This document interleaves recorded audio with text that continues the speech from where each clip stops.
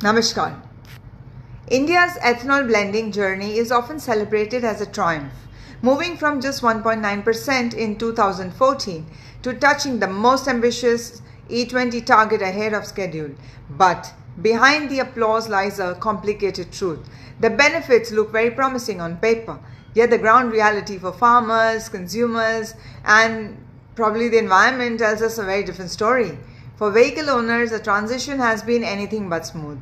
Reports show that 2 out of 3 petrol users oppose the shift, pointing to mileage drops and higher servicing costs. The government insists these are marginal losses. But when a family's monthly fuel budget stretches thin, even a small loss feels very heavy to them. Farmers too stand at crossroads. Ethanol production in India leans heavily on sugarcane, a water-guzzling crop, largely grown in drought-hit states.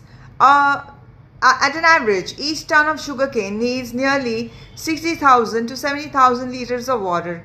What looks like green fuel on paper may in fact be draining the country's groundwater at an alarming rate.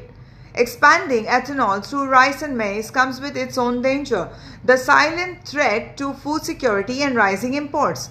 The bigger geopolitical reality is no less worrying. As India shields its ethanol market from foreign imports, pressures mount from global powers like the US. This creates a vulnerability. Will farmers and companies be able to withstand these shocks if trade doors are forced open? Meanwhile, the electricity vehicle story, touted at the future, is still crawling.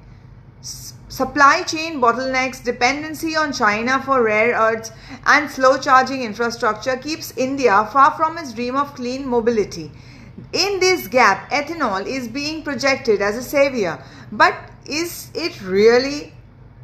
Ethanol blending is not a bad idea.